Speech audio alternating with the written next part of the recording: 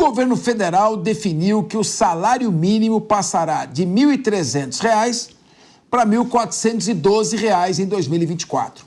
O novo valor representa uma alta de 6,97%, ou seja, R$ 92. No início do mês, o Poder 360 site informou que o novo valor atingiria 1.412, devido ao Índice Nacional de Preços ao Consumidor, que acumulou uma taxa de 3,85% em 12 meses até novembro. Antes disso, a equipe econômica chegou a dizer que o salário mínimo chegaria a R$ 1.412, R$ 1.421, R$ 9 a mais. A previsão constava no relatório do projeto de lei orçamentária anual de 2024. Na prática, então, vai ser R$ 9 menor que o valor que deverá ser efetivado. O novo decreto deve ser publicado no Diário Oficial até dia 31. João Belutti, quando eu vejo essas discussões, nós estamos falando sobre números. Subiu 6,6%, era para ser tantos. Aí, quando você vê na prática, R$ 1.400. Como é que uma família consegue sobreviver com R$ 1.400? O salário mínimo é uma irrealidade prática. E se não é possível que uma pessoa sobreviva com esse salário, isso já vem há muito tempo, não estamos falando desse governo, óbvio, né? O salário mínimo nunca representou a capacidade para uma família manter a si própria. Qual é a consequência? Claro que é a informalidade. Ninguém vai ficar dependendo de R$ 1.400 para manter uma família.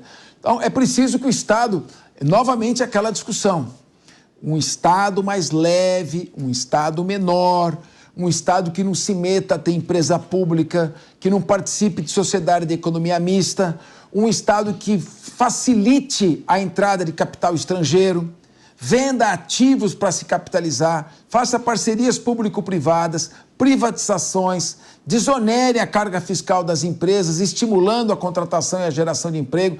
Sem crescimento econômico, não adianta ficar falando nessa irrealidade. O salário mínimo subiu 7%. São R$ 1.400, Belutti. Até porque, na prática, Capês, ele acaba sendo até menor, porque como a inflação ela é constante, o preço dos alimentos está bem alto, então, na prática, esses R$ 92 acabam sendo até menos, ele repõe até menos. Veja, o governo ele tem essa baliza do salário mínimo naturalmente, ele precisa legalmente e politicamente sempre reajustar o salário mínimo com base nos índices oficiais. E ele tem naturalmente um efeito em cascata nas contas públicas, né? Vai reajustar todas as pensões, aposentadorias e tudo mais.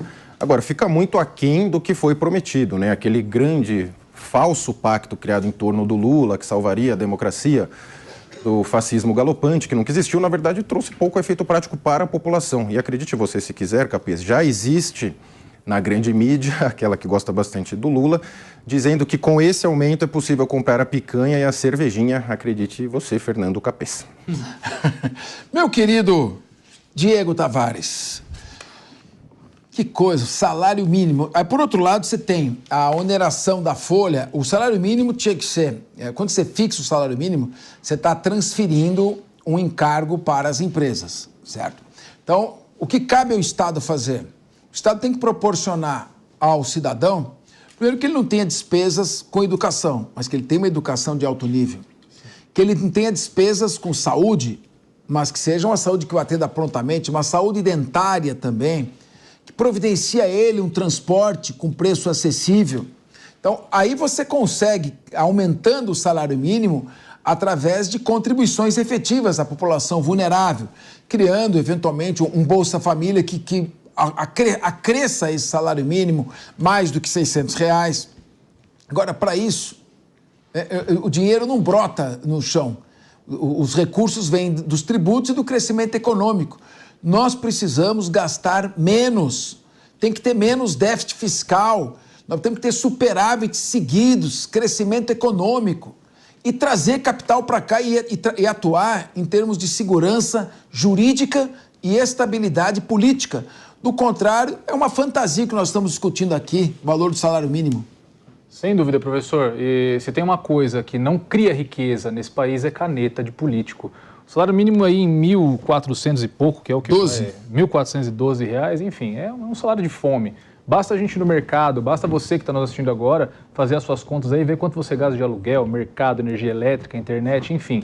Existem projeções que dizem que o salário mínimo deveria ser em torno de R$ 6.500 para que todo brasileiro tivesse ali contempladas as suas necessidades básicas para ter uma vida considerada digna. Então, esse mito que se criou em torno do salário mínimo serve tão somente para alimentar essas narrativas de que o governo A, o governo B, o governo C está fazendo alguma coisa pelos pobres. Na prática, segue sendo um valor que é muito até para quem paga, diante do peso que o Estado tem sobre os ombros da iniciativa privada. Essa sim, que ao contrário da caneta do político, gera riqueza, mas é muito pouco para quem recebe. Então, não consegue nem agradar um lado e nem agradar ao outro. O professor Capês aqui foi incisivo quando ele disse que o que o Brasil precisava fazer era, de fato, enxugar o tamanho dessa máquina pública e garantir mais eficiência dos nossos serviços públicos, concentrar a atividade estatal na saúde, educação e segurança, que é aquilo que realmente importa. O restante, faça parcerias com a iniciativa privada, privatize, enfim, mas tire esse custo altíssimo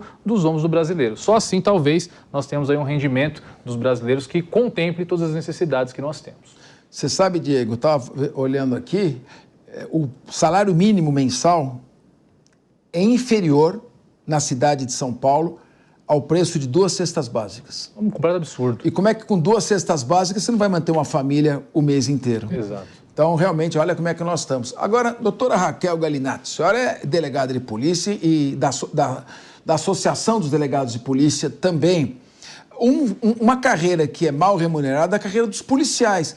Os policiais militares, dá até pena, porque eles são muitas vezes obrigados a morar em regiões perigosas, onde ele tem que esconder a sua própria farda, e às vezes ele, para ir até lá sem pagar a passagem de ônibus, ele vai usando a sua farda e se arriscando. O maior número, e policiais civis também que fazem o bico, o maior número de policiais mortos, a estatística mostra, é durante o bico, quando ele se encontra desprotegido. Né? Na operação delegada ainda não, mas quando ele está fazendo o bico particular, ele está sozinho. Eu perdi um aluno em 2010, trabalhando de segurança policial num banco, a agência bancária foi invadida, ele reagiu, é instinto do policial. E então, infelizmente, essa também é uma questão. Ou seja, se o Estado sai de áreas em que ele não precisa se encontrar. Então, eu não quero ser dono de empresa, eu não quero ter empresa pública assim ninguém fica me pedindo cabide de emprego. Eu não quero ter sociedade de economia mista se eu não preciso injetar dinheiro se ela estiver indo mal. Então, eu quero ser o Estado menor. Se eu cuido só de segurança, então, segurança eu consigo pagar melhor as autoridades ou os servidores dessa área de segurança. E assim também, com uma racionalidade na área de educação, estimulando o ensino à distância, no ensino médio, isso é uma realidade, não dá para fugir disso, não podemos travar o progresso. Né? Agora, você começa a gastar muito, nós temos um altíssimo índice de judicialização, não dá para manter um poder judiciário do tamanho que nós temos. O Tribunal de Justiça de São Paulo julga mais de 22 milhões de processos. Claro que isso traz custo. Para reduzir o custo, tem que diminuir a judicialização, as polêmicas jurídicas. Tudo isso tem um Estado que tem que se tornar viável. Isso acaba repercutindo no seu caso, você pode falar sobre isso, na má remuneração do policial civil e do policial militar. Perfeito.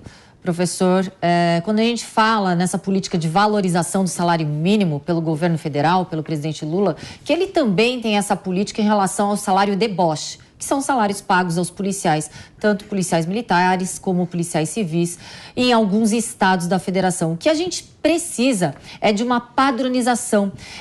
A lei orgânica da Polícia Civil, que houve ali diversos vetos, ela poderia muito bem traçar diretrizes nacionais para que os estados tivessem ali os seus parâmetros remuneratórios aos policiais. Muitas vezes nós percebemos policiais com sobrecarga desumana de trabalho porque o salário no final do mês não fecha a conta para pagar o supermercado. Então, quando a gente vê policiais que se colocam como escudo entre o crime e a sociedade e a remuneração não é digna, não se valoriza esse policial no aspecto salarial, claro que se fomenta a evasão excessiva dos policiais ali, das instituições policiais, das forças de segurança pública, e também não fomenta o ingresso a essas forças, porque estamos também falando em prerrogativas fracas, em péssimos salários, em falta de estrutura. Então, que essa política de valorização do salário mínimo seja correlata à política de valorização do salário deboche pago aos policiais do Brasil. Alessandro Azzoni, tem gente que quer comparar o Brasil com os países escandinavos, onde existe o welfare state. Ou seja, você tem ali a tributação alta, mas você tem serviços públicos, também uma população muito menor, muito mais, um nível educacional mais elevado, claro, muito mais fácil de administrar.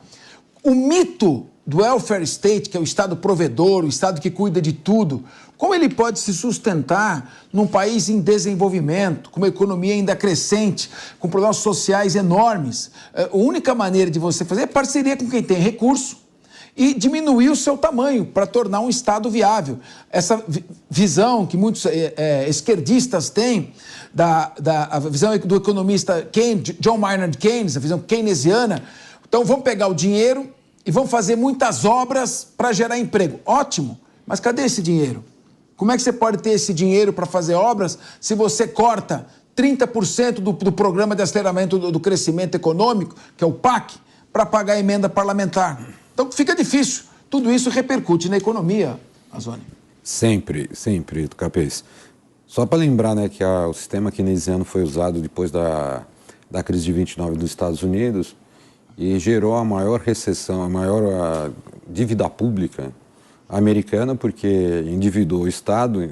Ele só teve uma saída, porque ele deu sorte, ironicamente falando, ele deu sorte que teve uma guerra na Europa e que conseguiu, eles viraram fornecedores de arma, equipamentos, suprimentos e venderam para a Europa inteira, então, e se tornaram a potência que foi, porque senão elas estavam fadadas, os Estados Unidos estava fadado para ser mais um país em subdesenvolvimento se não fosse a Segunda Grande Guerra Mundial.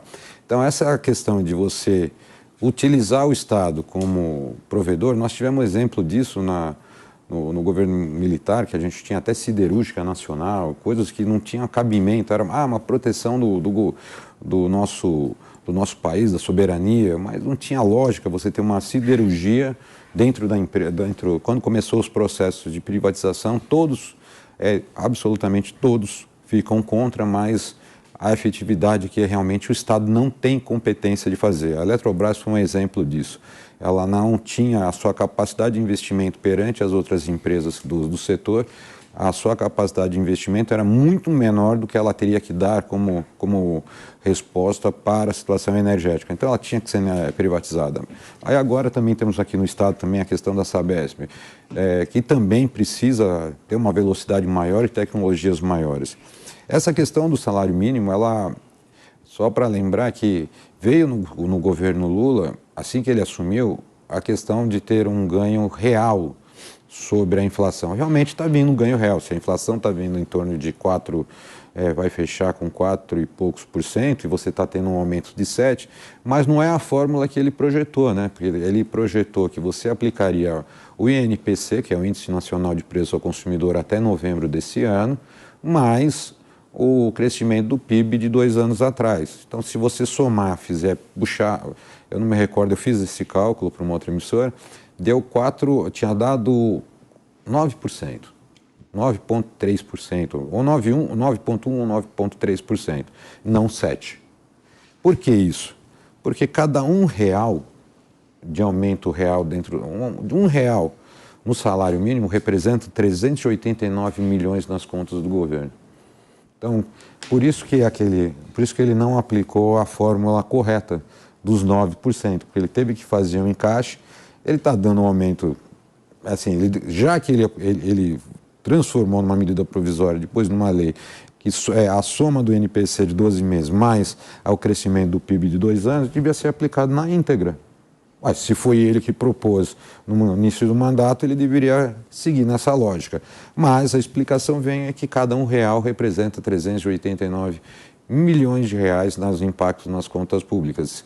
E isso impacta diretamente dentro das despesas correntes. Ele vai ter que vir uma despesa obrigatória e ele é obrigado a cumprir. Então, por isso que todo esse cuidado de fazer um anúncio e de uma coisa assim. Então, eu acho que, primeiro, ele não cumpriu o que foi estabelecido. Ele criou uma norma, ele criou um sistema de fórmula que realmente não foi aplicado. Primeiro. E a questão dos ganhos, realmente o Estado está muito inchado.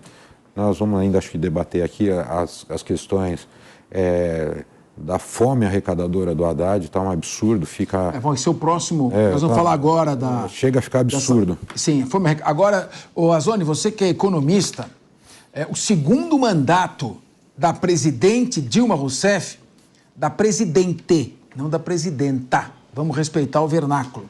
Então, o segundo mandato da presidente Dilma Rousseff, em termos econômicos, quando ela definiu aquela nova matriz econômica, foi catastrófico. O Brasil teve o maior recuo, a maior retração no PIB dos últimos 120 anos. E por que aconteceu isso? Queria ouvir você. Quando se começa a misturar ideologia com economia. Eu sou contra o ingresso do capital privado. O petróleo é nosso, aquele discurso da época do Getúlio Vargas. Ora, se você não tem recursos, você bem colocou, até os Estados Unidos da América entraram em recessão, aplicando o método keynesiano de criar obras públicas para gerar emprego, New Deal, do presidente Franklin Delano Roosevelt. Isso teve como consequência recessões históricas. E isso aconteceu também. Então, não adianta você falar num salário mínimo maravilhoso se você continuar excedendo a arrecadação tributária, excedendo nos gastos e fazendo vistas grossas ao capital externo. E o capital externo está louco para entrar no Brasil. Nós precisamos sinalizar com segurança jurídica, com estabilidade política, com previsibilidade, com um Estado menor, que receba bem quem quer investir aqui e gerar emprego. Senão nós vamos ficar discutindo isso. Olha, foi 1.412. Eu vou criticar, devia ter sido 1.421, foram R$ 9 a menos, quando não dá para comprar 2 cestas básicas.